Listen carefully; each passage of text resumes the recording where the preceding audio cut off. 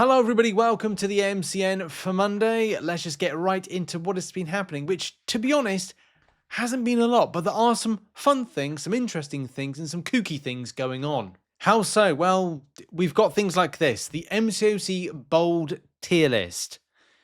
I told you, like, when there's not a lot going on in the world of MCOC, the community run wild with different things they're creating, like a bold tier list. Bolding, bold adjacent, internalized boldophobia, bold and beautiful, and just bold. Well, is that bold? It's not bold squared, is it? It's bold. No, it is bold squared. I thought it was bold cubed. I don't know why. Ugh. We even have like stuff like this where people are pointing out invisible threats as part of the arena to get obviously the vouchers which you need to get. Invisible threats, ghost, we get. Invisible woman, of course. And then there's Drax, because references. Next thing you know, there'll be a John Cena type reference. Because what else? And as we said, because there's not a lot, there's questions, and some are getting answered, some not. You know, are we going to ever see 7-star Battlecast relics? Because as you know, we've got stat casts. They are great, they are helpful, and those are the things that would be mass produced.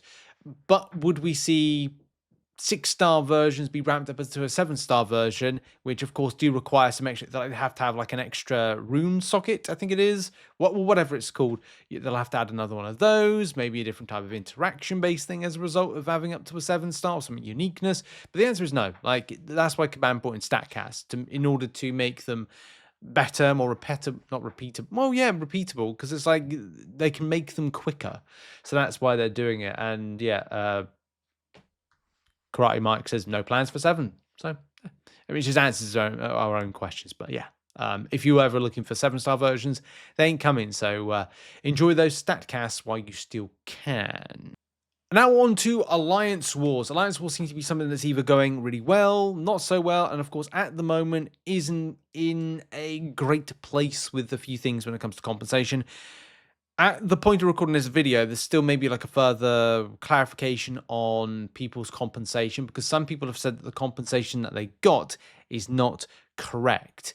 That is still something that, and some people haven't got their compensation. So there's some mysteries going on. I think it's best to do a support ticket with Kabam, because then it might be like an individual type thing that maybe they scanned your account wrong at the time of you being in the alliance previous. But I don't know. Like that's something that you'll need to kind of like find out from Kabam. But they've said that they had to make some changes to Aggression Fury on node 16 for a different node depending on war tier, and that's one node. On that one, so I don't know if this massively affects people. Like the Aggression Fury is changed from blood to water, blood in the water for elite, expert, not challenger. Challenger's aggression prowess shifted, and then there's been a removal of aggression prowess for hard. So there's some changes right there. You can see that.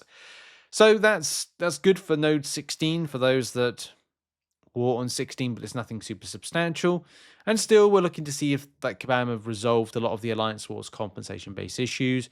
Definitely saw there was somebody that was saying still nothing from my... Oh, it's clobbering time. Shout out to clobbering time. Saying it was still nothing for his alliance.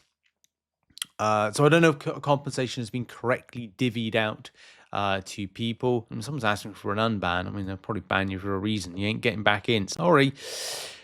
But yes, that's kind of where we're up with that. Maybe there's some more things going to come from it, and yeah. And we'll just lean into that topic of compensation, because the compensation is still something that's being, you know, there's no new update with the cumulative compensation. It's definitely something that people still ask for. It's something that Kabam have said they will deliver out to players, but we just don't know to what end and when that will actually go out. Perfectly, you know, logical assessment right here. The longer they drag this out, the more the community is going to expect, setting themselves up for another failure at this rate.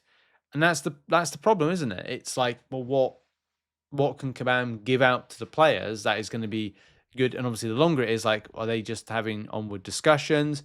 Does Kabam have to look into the economy budget that they distribute out or allow people to get? You know, the amount of units in 1 year that you can get out for free, the amount of 7-star shards you can get for free, the amount of other resources, revives, health potions, maybe even energy refills that you can get for free over the course of the year or allowed to farm, and go, do you know what? We can't allow them this, we can allow them that, and there's a lot more as well. There's also the dev diaries. Kabam did say some dev diaries were going to be put out last week, but because of a massive rethink from Kabam's perspective, I don't know when that's going to be delivered out to the community. So this is why I think it's been a good time that I've not really been doing as much, and it's definitely going to be something I'd say I'm going to be doing a lot more videos, guides, and Google Drive spreadsheets and stuff when it comes to the latter point of this year and going into next year, where some things change for me personally. But I think that this is still, people are asking about compensation, but also game direction, and that's something I've talked about. I think other people have talked about as well. Let's quickly speak to this graph right here. This was on Reddit. I don't know if it's 100% accurate. I'd assume it's taken from a Netmarble revenue report, and kind of just gives it's a bit of a grim view if you ask me, because it looks like the MCC is making less money than it used to. Now, I don't know if that's Kabam in general, because as we know, Kabam are owned by Netmarble, and a lot of stuff and again assume that their targets are set by Netmarble versus Kabam themselves. So I know that people are saying like, oh, Kabam are greedy, they just want to make money. Well, they're not making as much money as they used to. There have been some positives since 2023. There was a dip. It wasn't well, that's not a positive, but there's a slight peak. That's it. I wanted to say that. A slight peak in the Q2 of 2023. And this is based on that you can see the quarters there, like quarter 1, 2, 3, and quarter 4 with it. Yeah, it looks like we're on a kind of like a slight decline there on it. But it's still a very successful financially successful game. However, what we need to find out is what's going to happen for the future. I think this impact of what's happened in the last year, I think what was it? Yeah, so what's happened this year and last year? There's always things that are difficult, isn't it? Because there was a point in which burnt out and bored. Remember recently I talked about burnt out and bored. Burnt out and bored was Q1 of 2020 there. And you can see there was a financial hit right there where people just didn't want it. If you didn't see that, by the way, do I have an arrow? Yes, we do. So burnt out and bored, right, really impacted stuff there. That's the most recent kind of boycott type thing. But to be honest, Q1 issues have always been a thing. Like it's always seen a kind of down. Everything's been down except for this year. Q1 was up on money, but I don't know if that's because the banquet event I think stretched into January, so that may have bumped up Q1. Anyway, that's me maybe splitting hairs and trying to find kind of like a logical assessment. But either way, there's been this kind of very gradual decline in the financial performance of MCOC. You could say, oh, is that attributed to like all the problems that have been happening? Of like, well, no, not necessarily, because I think that the decline in people wanting to spend money happened with right here in 2020 because of the cost of living. Cost of living is so much higher that people will have to make now decisions on. When we went into COVID and people were able to play more, maybe had a bit more money, because you can see there in like Q2, Q3. But as soon as we had certain things like global issues, not to name names, and as well pandemics and stuff like that, you can see there's always been like, rather than this section right here, like it's just been very gradual and kind of like peaking up. But then COVID hit, wars hit, and then people were making life choices about, oh, now my food costs twice as much to get. Oh, my rent is twice as much as normal. Oh, my insurances and other stuff are twice as much as they used to be. So we've now seen this kind of like decline based on the fact that people will say, why do I want to spend money extra on a game? I know some people will say like, well, it's the quality of the game. And you may be right. But I think that there is a good shout to people going, I don't have as much money as I used to. 2019 me was probably better off. I didn't work 2 jobs. I work 2 jobs and have a side company. That's kind of like the reality, the difference between 2025 and 2019, where it didn't cost as much to go to New York Comic Con, which I went to. It was expensive. That was an expensive trip, but I wouldn't be able to do that nowadays. That's just like, it's just too expensive now. That is, to stay in a hotel or to go even to Airbnb or other places like that. So yeah, you can see that people are making those life choices to make, okay, what am I buying? And it may come back or it may get worse. We'll have to see over the next 2 to 3 years where we're up to. But we're still looking at the game making what, over $100 million a year? More than that.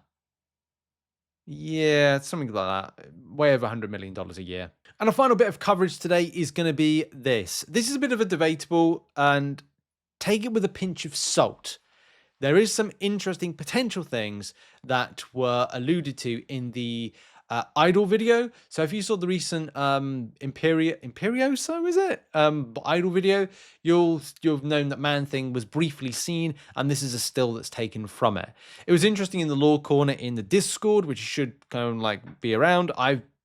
Shout out to Billy, who said to me, you need to be in it. You need to like be looking at it in the lore corner. And I will do, Billy. I'm kind of looking more regularly now because Kabam Vincent's in there proactive and talking about the story for those that are interested about the story of the game. But do you think this is here FrankenCastle?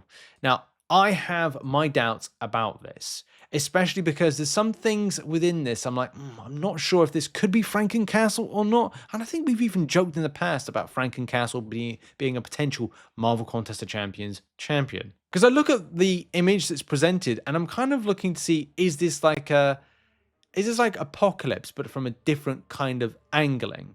Especially with certain things like at a side profile, there's similarities. There's things that are kind of close to. But granted, there are some things that are missing. So Bart threw up this image in Lore Corner. And again, like this is another stuff where you're like, oh, do I see a bit of the skull in that image? And as well, do I see a little bit of the kind of like the face? Because yes, the face isn't like Apocalypse at all. It's got more of like a FrankenCastle vibe. It suits well if next month it's going to be like a Halloween spooky type month. And definitely that strap there from like a belt does seem like it's sort of seen.